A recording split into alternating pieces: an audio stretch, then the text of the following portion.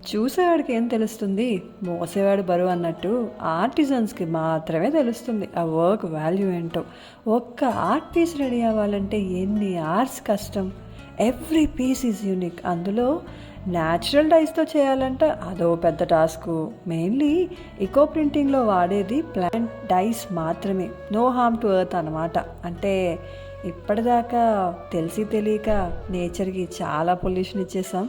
At least Udatha భక్తిగా అయినా సరే మనం చేసే పనుల్లో కొంచెం అయినా పొల్యూషన్ తగ్గించగలిగితే చాలు అన్నదే మా ఉద్దేశం.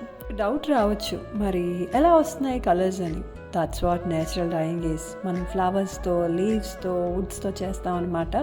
ఆ వేస్టేజ్ కూడా మనం మాన్యూర్లో కూడా వాడుకోవచ్చు. అంత సేఫ్ టు ద ప్లానెట్. ఇలాంటి ఒక ప్రాసెస్ ఉందని చాలామందికి తెలియదు. ఎవరైతే నేచర్ లవర్స్ ఉన్నారో వాళ్ళకి ఒక్క షేర్ చేయండి చాలు. Thank you.